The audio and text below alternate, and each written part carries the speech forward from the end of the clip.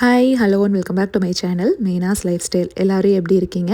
நாங்கள் எல்லாருமே ரொம்ப நல்லா இருக்கோம். நம்ம சேனலில் சப்ஸ்கிரைப் பண்ணியிருக்க எல்லா சப்ஸ்கிரைபர்ஸ்க்குமே என்னோட மனமார்ந்த நன்றிகள்.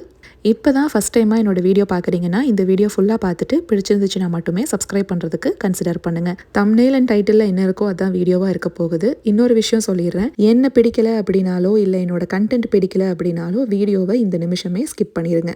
லாஸ்ட் சண்டே ஃப்ரெண்டு வீட்டில் ஒரு சின்ன ஃபங்க்ஷன், அவங்களுக்கு வளைகாப்பு இருந்தது. வீட்டில் சின்னதாக சிம்பிளாக அரேஞ்ச் பண்ணியிருந்தாங்க. சாரீ கட்டிட்டு போகணும் அப்படின்னு ஐடியா சுத்தமாகவே இல்லை. ஒரு சுடிதார் மாதிரி போட்டுக்கலாம் அப்படின்ட்டு தான் பிளான் பண்ணியிருந்தேன். ஏன்னா எனக்கு சாரீ கட்டணும் அப்படின்னா கொஞ்சம் டைம் எடுக்கும். பொறுமையாக நிதானமாக தான் கட்டி ரெடி ஆவேன். சீக்கிரமாக கட்டுறதுக்கெல்லாம் எனக்கு வராது. அதுவும் இந்த சாரீ அப்படிங்கிறனால இன்றைக்கி சீக்கிரம் ப்ளீட் பண்ணிட்டேன். இது டோலா சில்க் வெரைட்டி தான், அதனால ஈஸியாக ப்ளீட்ஸ் எல்லாம் வந்துடும். இதுவே மற்ற சாரியாக இருந்தால் நிச்சயமாக டைம் எடுத்திருக்கும். முகிலுக்கு அன்னைக்கு தமிழ் ஸ்கூல் வேறு இருந்தது.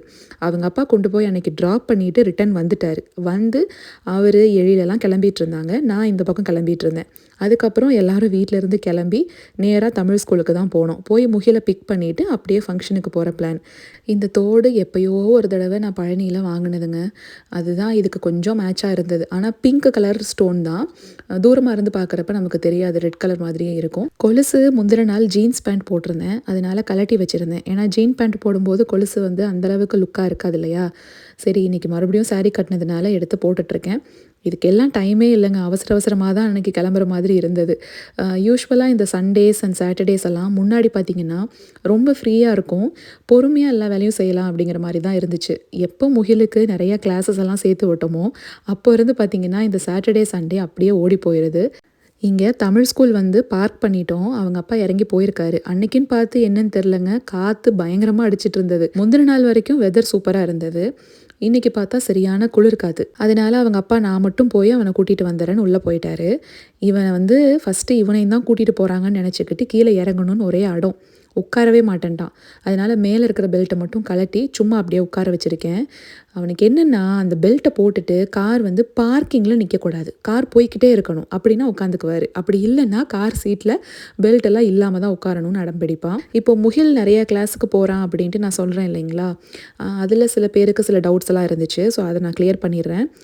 என்னென்னா, பசங்களுக்கு எந்த விஷயத்தில் இன்ட்ரெஸ்ட் இருக்குதுன்னு கேட்டு அதுக்கப்புறமா நீங்கள் எந்த கிளாஸாக இருந்தாலும் சேர்த்து விடுங்க.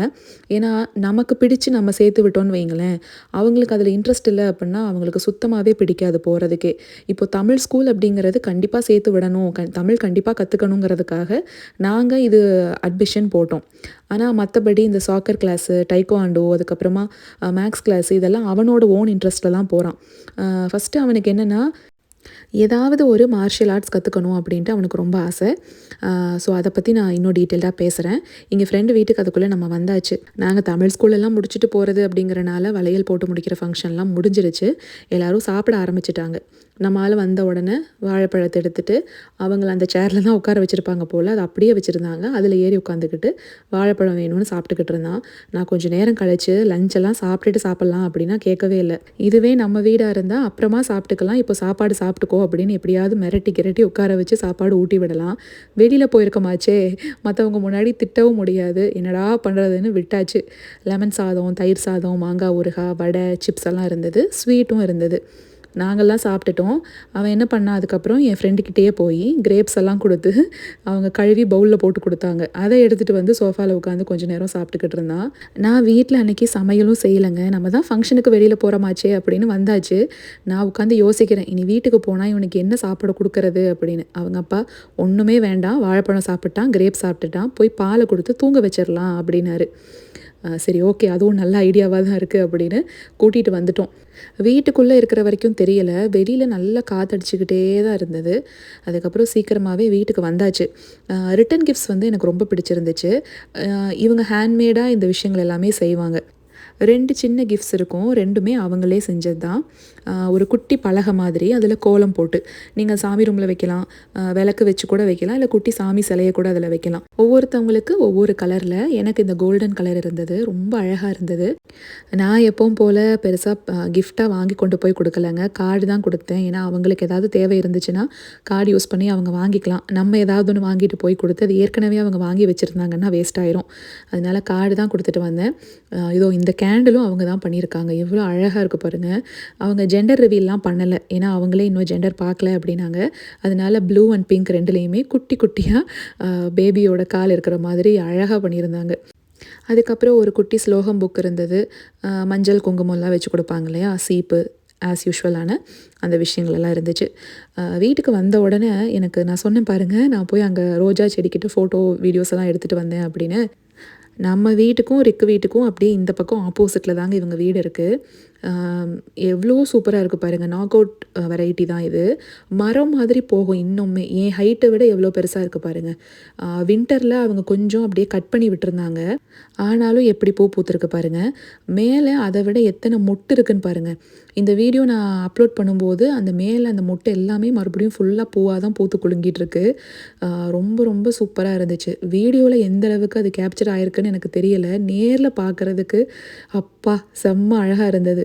இன்னொருத்தவங்க வீட்டில் எல்லோ கலரில் வச்சுருக்காங்க. அது வந்து ஒரே ஒரு செடி மட்டும்தான். நான் முடிஞ்சால் இன்னொரு நாள் ஏதாவது ஷார்ட்ஸில் காமிக்கிறேன். அன்றைக்கி காற்று வேறு ரொம்ப அதிகமாக அடிச்சுட்டே இருந்ததா, என்னால் ரொம்ப நேரம் நின்று எடுக்கவே முடியலை. ஏன்னா கொஞ்சம் குளிரவும் ஆரம்பிச்சிருச்சு. இதில் என்ன ஒரு பியூட்டினா, எல்லா செடியிலையும் ஒவ்வொரு பூ மட்டும் ரெட் கலரில் இருந்தது. ஒரே ஒரு பூ மட்டும் ரெட் கலரில் இருக்கும், மற்றதெல்லாம் ஃபுல் பிங்காக இருந்தது. அது ஏன்னு தெரில. இந்த ரோஸ் வெரைட்டி நிறைய பேர் வீட்டில் வச்சுருப்பாங்களா. வாக்கிங்கெல்லாம் வெளியில் போகலான்னு வந்தால் எதுக்கு வந்தோங்கிறதையே மறந்து நான் ரொம்ப டிஸ்ட்ராக்ட் ஆகி நின்றுருவேன். அதுக்காகவே வெளியில் வாக்கிங் போகிறதே இல்லை இப்போல்லாம். இது நம்ம வீட்டு முன்னாடி இருக்க ரோஸ் செடி. நிறைய மொட்டு விட ஆரம்பிச்சிருச்சு. என்ன கலரு? பிங்கா? இங்கே அண்ணாக்கு கூட ரோஸ் கூட. அண்ணாக்கு very sharp.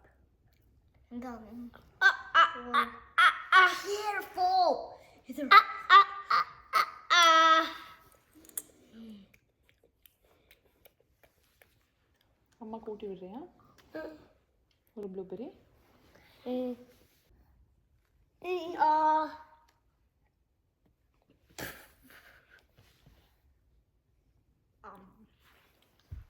அம்மா கொடுக்க மாட்டியா?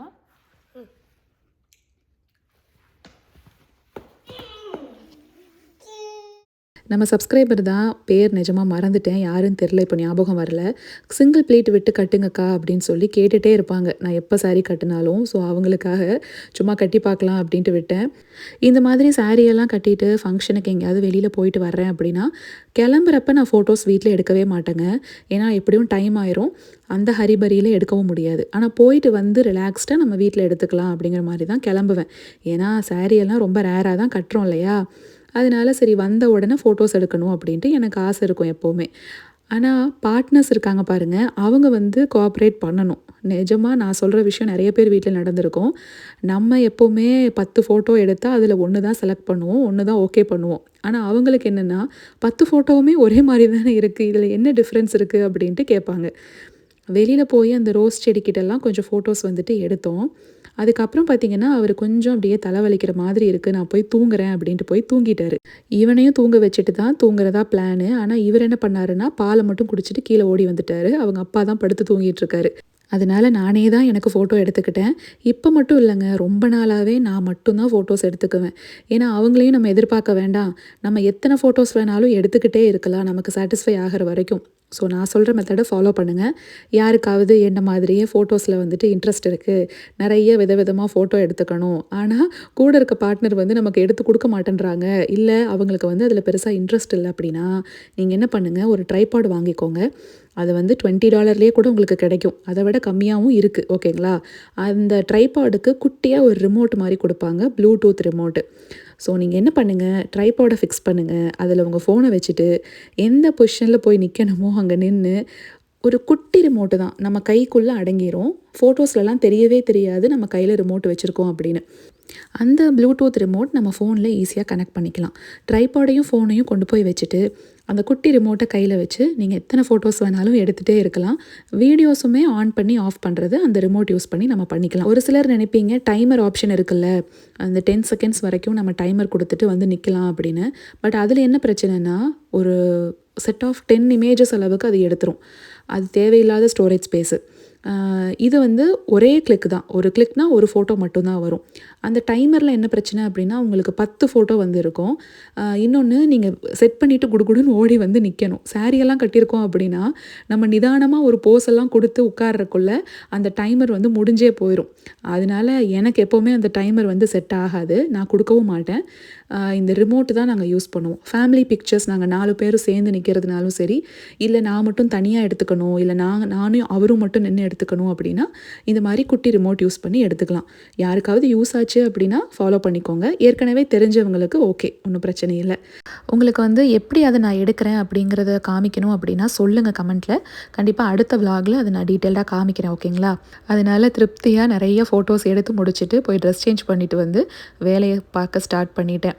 அன்றைக்கி சமையல் வேலை இல்லை அப்படின்னாலும் அடுத்த வாரத்துக்கு தேவையான மாவெல்லாம் அரைச்சி வைக்கணும். காலையிலேயே ஊற போட்டுட்டு தான் போயிருந்தேன். ஒரு டீ போட்டு குடிச்சிட்டு அப்படியே மாவரைக்கிற வேலையை தான் பார்த்துக்கிட்டு இருந்தேன். இட்லி தோசை மாவுக்கு தான் ஊற போட்டிருக்கேன்.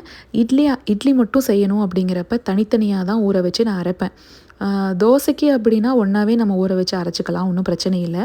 ஆனால் போன தடவை நான் இந்த இட்லி தோசை மாவுன்னு தனியாக ஒரு லாங் வீடியோ போட்டேன் இல்லைங்களா, அதுவே பார்த்துட்டு நிறைய பேர் சொல்லியிருந்தீங்க, நான் ஒன்றா தான் போட்டு ஊற வைக்கிறேன், ஒன்றாவே அரைச்சிக்கிறேன், எனக்கு இட்லி நல்லா தான் வருது அப்படின்னு. அதில் என்ன டிஃப்ரென்ஸ் அப்படின்னு இப்போ நான் சொல்கிறேன். இது உளுந்து மட்டும்தான் நான் அரைச்சி எடுத்திருக்கேன். இங்கே பாருங்கள், அப்படியே ஸ்னோக்குள்ளே கை விட்டு எடுக்கிற மாதிரி இருக்கா. மேலே வந்து ஒரு குட்டி பந்து மாதிரி எடுத்து போட்டோம் அப்படின்னாலும் அப்படியே அது நிற்கும். நீங்கள் விப்பிங் க்ரீம் எல்லாம் பீட் பண்ணிக்கிட்டு இருந்தீங்கன்னா ஸ்டிஃப் பீக்ஸ் வர்ற வரைக்கும் ஒரு டெக்ஸ்சர் இருக்கும் பாருங்கள், அதே மாதிரி டெக்ஸ்சரில் இருக்கும். இந்த டெக்ஸ்சர் நீங்கள் ரெண்டையும் ஒன்றா சேர்த்து அரைக்கும் போது கிடைக்கவே கிடைக்காது. இன்னொரு முக்கியமான டிஃப்ரென்ஸும் இருக்குது, நான் சொல்கிறேன். மாவு எடுத்து இப்படி அமுத்துனீங்கன்னா அப்படியே உள்ளே நிறைய காற்று இருக்கிறது உங்களுக்கு நல்லா தெரியும். நீங்கள் புஜுக்குன்னு கூட பண்ணி பாருங்கள், உங்களுக்கு தெரியும் அந்த டிஃப்ரென்ஸு. மெயினாக இப்போ நான் உளுந்து மட்டும்தான் அரைச்சிருக்கேன் இல்லையா, அரைச்சி நான் பாத்திரத்தில் சேர்த்துருக்கேன். இதோட குவான்டிட்டி பாருங்கள், இந்த பாத்திரத்தோட அரை பாத்திரம் வரைக்கும் ஹாஃப் த குவான்டிட்டி இருக்குது. இப்போ நான் இன்னும் அரிசி நான் சேர்க்கவே இல்லை, வெறும் உளுந்து மட்டும்தான் அரைச்சி இதில் சேர்த்துருக்கேன். எவ்வளோ மாவு வந்திருக்குன்னு பாருங்கள். அந்த உபரி வந்து டபுள் த குவான்டிட்டி ஆயிருக்கு. நீங்கள் உளுந்து அரிசி ஒன்றா சேர்த்து போடும்போது டபுள் த குவான்டிட்டி அளவுக்கு உங்களுக்கு உபரி ஆகி வராது. மாவே வந்து மொத்தத்துக்கு ஒரு 3/4 பாத்திரம் வரைக்கும் தான் வந்திருக்கும்.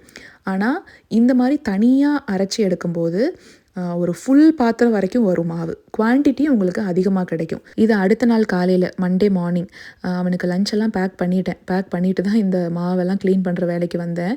ஏன்னா முந்தின நாள் சாயந்தரமே வேறு அரைச்சி வச்சுட்டேன் இல்லையா, அதனால் எப்படியும் பொங்கிரும்னு தெரியும். அதனால தான் கீழே ஒரு பெரிய கடாய் மாதிரி வச்சுட்டு போயிருந்தேன். கிளாஸ் பற்றி சொல்லிட்டு இருந்தேன் இல்லைங்களா, முகிலுக்கு வந்து மார்ஷியல் ஆர்ட்ஸ் கற்றுக்கணும்னு ரொம்ப ஆசை இருந்துச்சு. அதனால் வேறு ஒரு மார்ஷியல் ஆர்ட்ஸில் ஃபஸ்ட்டு நாங்கள் போட்டிருந்தோம். எப்படின்னா இந்த மாதிரி கிளாஸஸ்க்கெல்லாம் ட்ரையல் கிளாஸஸ் வைப்பாங்க. அந்த மாதிரி ஒரு ட்ரையல் கிளாஸ் போய் அட்டன் பண்ணால் ஒரு 1/2 அன் ஹவர் இருக்கும். அதுலேயே பசங்களுக்கு தெரிஞ்சு போயிடும் நமக்கு இது ஒத்து வருமா வராதான்னு. அவனுக்கு அது பிடிக்கலை. அதுக்கப்புறம் சரின்னு வந்துட்டான். திரும்பவும் டைக்வாண்டோவில் ஒரு ட்ரையல் கிளாஸ் போட்டிருந்தோம். அது போய் அட்டன் பண்ணிட்டு தான் அவனுக்கு ரொம்ப இன்ட்ரெஸ்ட் வந்து நான் இதில் சேர்ந்துக்கிறேன் அப்படின்னு சொன்னான். அதுக்கப்புறமா தான் நாங்கள் டைக்வாண்டோவில் அட்மிஷன் போட்டோம். அதனால் நீங்கள் பாருங்கள், உங்கள் பசங்களுக்கு இந்த மாதிரி கற்றுக்கணும்னு ஆசை இருந்துச்சுன்னா, அதுவும் இங்கே நிறைய கிளாஸஸ்லாம் ட்ரையல் கிளாஸஸ் வைப்பாங்க. அந்த மாதிரி பார்த்து நீங்கள் சேர்த்து விடுங்க. அவங்களுக்கு இன்ட்ரெஸ்ட் இல்லாமல் நீங்கள் அதில் போட்டுட்டீங்க அப்படின்னா பசங்களுக்கு அதில் கற்றுக்கிற ஆர்வமே குறைஞ்சி போயிடும். நான் ஏன் இதை இவ்வளோ ஸ்ட்ரெஸ் பண்ணி சொல்கிறேன்னா, அவங்க சேர்த்து விடுறாங்க, இவங்க சேர்த்து விடுறாங்க, அதனால நம்ம குழந்தைங்களையும் போய் அதில் சேர்த்து விடலாம் அப்படின்லாம் நினைக்காதீங்க. உங்கள் பசங்களுக்கு எதில் இன்ட்ரெஸ்ட்டோ அதை கேட்டு அதுக்கப்புறமா சேர்த்து விடுங்க. அதுலேயும் நம்மலாம் அந்த ஏஜை தாண்டி தான் வந்திருக்கோம். நமக்கெல்லாம் இந்த மாதிரியான ஆப்பர்ச்சுனிட்டிஸ் கிடைச்சதில்லை. டெசிஷன் மேக்கிங் நம்மக்கிட்ட இருந்ததில்லை. இந்த அளவுக்கான எக்ஸ்போஷர் அந்த காலத்தில் இல்லை. இன்னொன்று, நம்மளோட ஃபேமிலி சிச்சுவேஷன் ஒன்று இருக்கும், ஃபினான்ஷியல் ஸ்டேட்டஸ் அப்படின்னு ஒன்று இருந்திருக்கும். ஒரு கிளாஸ் தான் சேர்த்து விட முடியும், அதுவும் 2 பசங்க இருந்தாங்கன்னா டியூஷன் மட்டும் போங்க அப்படிங்கிற மாதிரி தான் இருந்திருக்கும். இன்னும் சிலருக்கெல்லாம் பிடிச்சது ஒன்றா இருந்திருக்கும், படித்தது வேறையாக இருந்திருக்கும். மற்றவங்கள விட நம்ம ஜென்ரேஷன் அந்த 80s 90ஸ்லாம் இருக்கிறவங்களுக்கு நிறைய எக்ஸ்பீரியன்ஸ் இருந்திருக்கும். அதுக்கு தான் சொல்கிறேன், எங்களை மாதிரி யூடியூபர்ஸோ இன்ஃப்ளூயன்சஸோ சொல்கிறத கேட்டு கூட நீங்கள் டிசைட் பண்ணாதீங்க. நான் இந்த ஒரு விஷயத்தை பற்றி மட்டுமே மீன் பண்ணலை, மொத்தமாக காமனாகவே நான் சொல்கிறேன். இன்ஃப்ளூயன்சர்ஸ் அண்ட் யூடியூபர்ஸ் சொல்கிறது மட்டும்தான் கரெக்டு, அவங்க சொல்கிறது எல்லாமே கரெக்டு அப்படின்னு நினைக்காம உங்களுக்கு எது பிடிக்குதோ அதை மட்டும் நீங்கள் ஃபாலோ பண்ணுங்கள். Q&A அப்படின்னு சொல்லி இது வரைக்கும் நான் எந்த வீடியோஸும் போட்டதில்லை, இனிமேலும் நான் போட போகிறதில்ல. ஏன்னா அதில் எனக்கு உடன்பாடே கிடையாது. அதனால தான் முடிஞ்ச வரைக்கும் எல்லா கமெண்ட்டுக்குமே நான் ரெஸ்பாண்ட் பண்ணிடுறேன். டிஎம்மில் ஏதாவது முக்கியமாக கேள்வி கேட்டிங்கன்னா அதுக்கும் நான் ரிப்ளை பண்ணுறேன். அப்படி இல்லை அப்படிங்கிற பட்சத்தில் கொஞ்சம் காமனாக வர்ற கொஷின்ஸை நான் வீடியோவில் இந்த மாதிரி அப்பப்போ நான் ஆன்சர் பண்ணிடுறேன். இந்த Q&Aல என்ன பிரச்சனைனா, நிறைய கேள்விகள் கேட்பீங்க. இப்போ நான் அந்த மாதிரி ஒரு வீடியோ போடுறேன், உங்களுக்கு தோன்ற கேள்வியெல்லாம் கேளுங்கன்னு நான் சொல்லிவிட்டு அதில் நான் ஃபில்டர் பண்ண வேண்டியதாக இருக்கும். ஏன்னா சில கேள்விகளுக்கு எனக்கு பதில் சொல்ல பிடிக்காமல் இருக்கலாம், சில கேள்விகளுக்கு எனக்கே பதில் தெரியாமல் இருக்கலாம். அதெல்லாம் ஃபில்டர் பண்ணி எனக்கு எது பிடிக்குதோ அதை மட்டும் சூஸ் பண்ணி தான் நான் ஆன்சர் பண்ணுற மாதிரி இருக்கும். அதுக்கு அந்த மாதிரி ஒரு வீடியோவே நான் போடாமல் இருக்கிறது பெட்டர். அட்ஹோம்லேருந்து வாங்கிட்டு வந்து அந்த கேனிஸ்டர் செட் சம்படம் தான் இந்த தடவை 2 சம்படத்துலேயே கரெக்டாக போயிடுச்சு மாவு. பக்கத்தில் இருக்கிற பாத்திரத்தில் கொஞ்சம் இருக்கு இல்லையா, அது இப்போ காலையில் இட்லி ஊற்றிக்குவோம். முன்னாடி நான் ஒரு சம்பட செட்டு வச்சுருந்தேன், அது இந்தியாவிலேருந்து வாங்கிட்டு வந்தது. குட்டி குட்டியாக இருக்கும், அதில் 3லையும் ஃபில் பண்ணுற மாதிரி இருக்கும். இப்போ 2 மட்டும் இருக்கிறதுனால ஈஸியாக ஃப்ரிட்ஜில் ஸ்டோர் பண்ணிக்கிறேன். நல்லா இருக்குது குவாலிட்டி. வாயிலிருந்து புகை வர்றது தெரியுதான்னு தெரியலை வீடியோவில். அந்த ரூஃப்லலாம் பாருங்கள், கொஞ்சம் அப்படியே ஸ்னோ மாதிரி தான் இருந்தது. அதாவது ரொம்பலாம் இல்லை, லைட்டாக மட்டும் இருந்துச்சு. ஃப்ரீசிங் கோல்டாக இருந்தது அன்றைக்கி. அந்த வெதருக்கு ஏற்ற மாதிரி சூடாக இட்லியும் தக்காளி குழம்பும் வச்சு சாப்பிட்டாச்சு. இன்னொரு முக்கியமான விஷயமும் நான் சொல்லிட்டே இருந்தேங்க. யூடியூப் அப்படிங்கிறது ஒரு பொழுதுபோக்கு தளம். மெஜாரிட்டி அதுக்கு தான் யூஸ் பண்ணுறாங்க. ஒரு டைம் பாஸ் பண்ணுறதுக்கான ஒரு ஆப், அவ்வளவு தான். அதை தாண்டி அதை வந்து சீரியஸாக எடுத்துக்கிற அளவுக்கு ஒன்றுமே கிடையாது. நாள் முழுக்க வேலை செஞ்சுட்டு அப்பாடான்னு வந்து உட்காரும்போது நமக்கு பிடிச்சவங்களோட வீடியோஸோ இல்லை நமக்கு ரிலாக்ஸ் பண்ணுற மாதிரி ஏதாவது வீடியோஸோ டிஸ்ட்ராக்ட் பண்ணுறதுக்கு பார்க்கணும் அப்படின்னு சொல்லி பார்க்க யூஸ் பண்ணுற ஒரு ஆப், அவ்வளவுதான் என்னை பொறுத்த வரைக்கும். ஒவ்வொரு ஏஜ் கேட்டகரியில் இருக்கவங்களுக்கு ஒவ்வொரு மாதிரியான கண்டென்ட் மேலே இன்ட்ரெஸ்ட் இருக்கும், அதை தான் தேடி பார்ப்பாங்க. ஃபார் எக்ஸாம்பிள், இப்போ எங்கள் அம்மா ஏஜ்லலாம் இருக்கிறவங்களுக்கு சீரியல்னால் ரொம்ப பிடிக்கும், சீரியல் தான் பார்ப்பாங்க. அதுக்கப்புறம் பசங்களாக இருந்தால் ரொம்ப கேம் ரிலேட்டடான வீடியோஸ், நிறைய படங்கள். அப்படி இல்லைன்னா இப்போ முகில் ஏஜில் இருக்கிற பசங்களுக்கெல்லாம் இந்த ஹிஸ்டாரிக்கல் இன்ஃபர்மேஷன் தெரிஞ்சுக்கிறதுல ரொம்ப ஆர்வம் இருக்குது. நான் பார்த்த வரைக்கும் அவன் ஃப்ரெண்டெல்லாம் இருந்தாங்கன்னா டிவி டைம் அப்படின்னு போடும்போது அந்த மாதிரி வீடியோஸ் தான் கேட்டு போட்டு பார்க்குறாங்க. ஸோ ஒவ்வொரு கண்டென்ட்டும் தனித்தனியான கேட்டகரிஸில் தான் இருக்கும். இப்போ நாங்களாம் வீடியோ பண்ணுறோம் அப்படின்னா ஒன்று என்டர்டெயின்மெண்ட் கேட்டகரியில் பண்ணுறோம், அப்படி இல்லைன்னா பீப்புள் அண்ட் பிளாக்ஸ் அப்படிங்கிற கேட்டகரியில் தான் பண்ணுறோம். நியூஸ் அப்படிங்கிற கேட்டகரியிலையோ இல்லை ஜென்ரல் நாலேஜ் அப்படிங்கிற கேட்டகரிக்குள்ளேயோ எங்களோட வீடியோஸ் வந்து வராது. இதில் வர்றது எல்லாமே என்னென்னா என்டர்டெயின்மெண்ட் அப்படிங்கிற கேட்டகரிக்குள்ளே தான் எங்கள் வீடியோஸ் வந்து வரும். அப்படி தான் அல்காரிதமே இருக்குது. மோரோவர், நீங்கள் எந்த மாதிரி கண்டென்ட்டை தேடி தேடி பார்க்குறீங்களோ, எந்த சேனலில் அதிகமாக பார்க்குறீங்களோ, ஸோ அது ரிலேட்டடான ரெக்கமெண்டேஷன்ஸ் தான் உங்களுக்கு வரும். இப்படி தான் யூடியூப் அப்படிங்கிறது ஒர்க் ஆகும். இந்த மாதிரி ஒரு பிளாட்ஃபார்ம் இருக்குது. ஹோம் மேக்கர்ஸாக இருந்தாலும் சரி, ஒர்க்கிங் விமனாக இருந்தாலும் சரி, இப்படி ஒரு பிளாட்ஃபார்மை நம்ம ஏன் வந்துட்டு யூஸ் பண்ணிக்கக்கூடாது அப்படின்னு தான் நிறைய பேர் வீடியோஸ் வந்து அதில் அப்லோட் பண்ணுறாங்க. அதில் நமக்கு என்னென்ன லிமிட்ஸ் இருக்குது அப்படிங்கிறத பார்த்து வீடியோஸ் ஒவ்வொருத்தரும் அப்லோட் பண்ணிக்குவாங்க. எந்த மாதிரி கண்டென்ட் போடலாம், எந்த மாதிரி கண்டென்ட் போட வேண்டாம் அப்படிங்கிறதும் நம்ம கையில் தான் இருக்குது. எதை சொல்லணும், எதை சொல்லவே கூடாது அப்படிங்கிறதும் இருக்குது. இப்போ நீங்கள் எங்கள் லைஃப் பார்க்குறீங்க அப்படின்னா நான் வந்துட்டு ஃபுல் அண்ட் ஃபுல் நான் சொல்கிறேன், ஃபுல் அண்ட் ஃபுல் நான் காமிக்கிறேன் அப்படின்னு இல்லவே இல்லை. இதெல்லாமே வந்து ஒரு 30 to 35% மட்டும்தான் வரும். இதை தாண்டி நிறையாவே இருக்குது. ஸோ அதெல்லாம் எப்போவுமே எனக்கு பர்சனல் தான். அதை நான் வீடியோஸில் சொல்லவும் மாட்டேன், டிஸ்கஸ் பண்ணவும் மாட்டேன். நீங்கள் கமெண்ட்ஸில் கேட்டாலும் அதுக்கு நான் ரிப்ளை பண்ணியிருக்க மாட்டேன். கேட்ட நிறையா பேருக்கு அது தெரிஞ்சிருக்கும். அதனால் இதை வந்து ரொம்ப சீரியஸாக எடுத்துக்காதீங்க. ஒரு பிளாட்ஃபார்ம் இருக்குது, அதை யூட்டிலைஸ் பண்ணிக்கணுன்னா எல்லாரும் அதை யூட்டிலைஸ் பண்ணிக்க தான் செய்வாங்க. நாளைக்கே இந்த யூடியூபெல்லாம் இல்லாமல் போயிடுச்சுன்னா உங்கள் நிலைமையெல்லாம் என்ன ஆகும் அப்படின்னு கூட ஒரு சில கேள்விகள் வந்திருந்தது. கண்டிப்பாக இல்லாமல் போச்சு அப்படின்னா அதுக்கு ஏற்ற மாதிரி நாளைக்கு இன்னொரு ஆப்பை கண்டுபிடிப்பாங்க. டெக்னாலஜி டெவலப் ஆகி போயிட்டே இருக்கிற காலத்தில் ஒன்று இல்லைன்னா அடுத்து இன்னொன்று வரும். ஒன்றை விட ஒன்று பெட்டராக தான் இருக்கும். இன்னும் அட்வான்ஸ்டாக ஏதாவது வேறு ஏதாவது ஆப்பை கண்டுபிடிக்க தான் செய்ய போகிறாங்க. ஏன்னா இதெல்லாம் திரும்ப திரும்ப 2-3 பேர் கேட்டுகிட்டே இருந்தீங்க. பேரை மென்ஷன் பண்ண வேண்டாம், மென்ஷன் பண்ணாமல் இதை பற்றி பேசுங்க. ஏன்னா நாங்களும் வந்துட்டு யூடியூப் ஸ்டார்ட் பண்ணணும்னு நினைக்கிறோம். பட் ஆனால் சில நெகட்டிவிட்டிக்காக நாங்கள் பயப்படுறோம். எப்படி ஸ்டார்ட் பண்ணுறதுன்னு தெரியலை. ஃபேஸை காமிச்சு வீடியோ போடுறதுலையும் எங்களுக்கு இஷ்டம் இல்லை. ஃபேஸ் காமிக்காமல் வீடியோஸ் போட்டால் எங்கள் வீடியோஸ் எல்லாம் ரீச் ஆகுமா, இல்லை ஃபேஸ் காமிச்சு போட்டால் தான் வீடியோஸ்க்கு வியூஸ் போகுமா அப்படின்லாம் நிறைய வந்துக்கிட்டே இருக்குது. தனியாக என்னால் ஒரு டெடிக்கேட்டட் வீடியோன்னு போட முடியலை. ஸோ இந்த மாதிரி விலாக்ஸில் நான் சொல்லிடுறேன். ஜஸ்ட்டு ஒரு டைம் பாஸ் பண்ணுறதுக்கான பிளாட்ஃபார்மாக மட்டும் நினச்சிக்கோங்க. அதை தாண்டி உங்களோட ஆம்பிஷனே இது தான், உங்களோட ஃபுல் டைம் ப்ரொஃபஷனே இது தான் அப்படின்லாம் தயவு செஞ்சு நீங்கள் சூஸ் பண்ணாதீங்க. ஒரு சைடு ஹசிலாக ஸ்டார்ட் பண்ணணும்னு நினைக்கிறீங்கன்னா கண்டிப்பாக நான் அப்ரிஷியேட் பண்ணுவேன். இல்லை உங்களுக்குன்னு ஒரு ஆம்பிஷன் இருக்குது, அதை அச்சீவ் பண்ணுற வரைக்கும் நான் ஏதோ ஒன்று பண்ணுறேனே அப்படின்னு உங்களோட ஃப்ரீ டைமில் நீங்கள் பண்ணணும்னு நினைக்கிறீங்கனாலும் தாராளமாக பண்ணலாம். மற்றபடி ஃபுல் டைமாக இதில் நீங்கள் இறங்கி இதுதான் என்னோடய ப்ரொஃபஷன் அப்படின்னு சூஸ் பண்ணுறீங்கன்னா அதுக்கான பேஷன்ஸ் ரொம்ப ரொம்ப வேணும், பொறுமையாக ஹேண்டில் பண்ணுற மாதிரி இருக்கும். அதையும் நீங்கள் பார்த்துக்கோங்க. இந்த இடத்துல செடி ஒரு 3 செடி வைக்கிறதுக்காக தான் எல்லாம் தோண்டிகிட்டு இருக்கேன். நான் நினச்சேன் ஈஸியாக தான் இருக்கும் அப்படின்னு தான் ஃபஸ்ட்டு ஆரம்பித்தேன். அவர் என்ன பண்ணார், ஸ்டார்ட் பண்ணார். அதுக்கப்புறம் முகில போய் ஒரு கிளாஸ்லேருந்து பிக் பண்ணிவிட்டு லோவ்ஸில் போய் ஒரு ஷவல் அது வாங்கிட்டு வர்றேன் அப்படின்னு சொல்லிட்டு பசங்க 2 பேரையுமே கூப்பிட்டுட்டு போயிட்டார். நான் என்ன பண்ணேன், உட்காந்து தோண்டிகிட்டே இருந்தேன். சரி ஓகே அப்படின்னு போய்கிட்டே இருந்துச்சு. மூட்டை மூட்டையாக எல்லாத்தையும் அள்ளியும் எடுத்து வச்சுட்டேன். 6 மணிக்கு உட்காந்தது 8 மணியும் ஆயிடுச்சு. மேலே நிலாவும் வந்தாச்சு. கை 2ம் அசைக்கவே முடியலை. ரைட் ஹேண்டில் பார்த்தீங்கன்னா லைட்டாக கொஞ்சம் காப்பும் காய்ச்சிருச்சு. அது கூட பரவாயில்லன்னு வச்சுக்கோங்களேன். இந்த ஷோல்டர்லேருந்து கீழே வரைக்கும் ரத்தம் கட்டிருச்சு. அவர் வந்து பார்த்துட்டு செம்மத்திட்டு கொஞ்சம் கொஞ்சமாக பண்ணியிருக்கலாம், எதுக்கு இப்போ அவசரப்பட்ட அப்படின்னு செம்ம கோவத்தில் தான் வந்து அந்த பக்கம் இருக்கிறதெல்லாம் அள்ளிட்டு இருந்தார். நான் என்ன நினச்சேன்னா, செடியெல்லாம் ஆர்டர் போட்டு வந்து ரொம்ப நாள் ஆயிடுச்சு. அட்டைப்பெட்டிக்குள்ளேயே க்ளோஸ்டாக இருக்குது. எனக்கு வேறு பயம், அது வாடி போயிடுமோ, கஷ்டப்பட்டு ஆர்டர் போட்டு வாங்கி வாடிருச்சுன்னா என்ன பண்ணுறது, சீக்கிரம் இதை ரெடி பண்ணாதானே எடுத்து இங்கே வைக்க முடியும் அப்படின்னே உட்காந்தவ. இந்த எழில் பையன் இல்லைங்கிறனாலேயே எனக்கு ஃப்ரீயாக இருந்தது, டிஸ்டர்ப் பண்ணுறதுக்கு யாரும் இல்லைன்னு நான் பாட்டுக்கு உட்காந்து இஷ்டத்துக்கு தோண்டி எடுத்துட்டேன். ஏன்னா புல் வந்து நல்லா வேர் விட்டு கீழே வரைக்கும் போயிருக்கு. ஒன்று எலக்ட்ரிக் டில்லர் அப்படின்னு சொல்லுவாங்க, அது வந்து கொஞ்சம் காஸ்ட்லி தான், $100 மேலே போகும். மற்ற டூல்ஸ் எல்லாம் ஹேண்டியாக நம்ம மேனுவலாக யூஸ் பண்ணுற மாதிரி கூட இருக்குது. ஆனால் அது எல்லாத்தையும் விட இந்த மண்வெட்டி ரொம்ப ரொம்ப யூஸ்ஃபுல். அதனால தான் நாங்கள் இது யூஸ் பண்ணுறோம். அதுவும் இல்லாமல் இந்த மாதிரி ஒரு லேண்ட்ஸ்கேப்பிங் பண்ணுற ஐடியா இப்போ தாங்க வந்துச்சு. அதனால தான் மற்ற டூல்ஸ்லாம் நாங்கள் இன்வெஸ்ட் பண்ணலை. மண்வெட்டி கொத்தே இருக்குல்ல, அதுவே போதும் அப்படின்ட்டு தான் யூஸ் பண்ணோம். என்ன ஒரு பெரிய மிஸ்டேக்னால், நான் ஒரே ஸ்ட்ரெச்சில் உட்காந்து அதை பண்ணியிருக்கவே கூடாது. அதை விட மிகப்பெரிய தப்பு, அவர் சொன்னப்பவே பேசாமல் உட்காந்துருந்துருக்கணும். ஏன்னா அவர் சொல்லிட்டு தான் போகிறாரு, நான் போய் ஷவல் வாங்கிட்டு வந்துடுறேன், ஒரு பக்கம் நீ அதை எடு, இன்னொரு பக்கம் நான் மண்வெட்டி யூஸ் பண்ணி எடுக்கிறேன் அப்படின்னாரு. அவசரப்பட்டு காது கொடுத்து கேட்காம உட்காந்து பண்ணதுக்கான பலனை நல்லா அனுபவிச்சாச்சு. இந்த செடி தாங்க ஆர்டர் போட்டிருந்தோம் ஹோம் டிப்போலேருந்து. Pink colour, baby pink rose, 3மே ஒரே கலர் தான். அதை வந்து இந்த இடத்துல வைக்கணும் அப்படின்ட்டு பிளான் பண்ணியிருக்கோம். இப்போதைக்கு இதை ஃபுல்லாக எடுத்தாச்சு, கம்ப்ளீட்டாக ரிமூவ் பண்ணிட்டோம். அடுத்த லாங் வீடியோவில் கம்ப்ளீட்டாக எல்லாத்தையும் செட் பண்ணி முடிச்சிடுவோம்.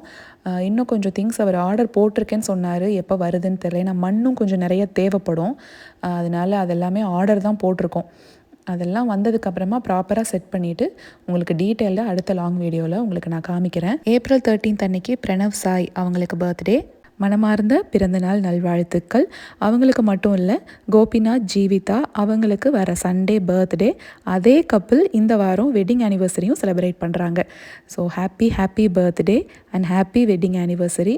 உங்களுக்கு மட்டும் இல்லை, இந்த வாரம் இல்லை இந்த மாதம் பிறந்தநாள் மற்றும் திருமண நாள் கொண்டாடுற எல்லாருக்குமே என்னோட மனமார்ந்த நல்வாழ்த்துக்கள்.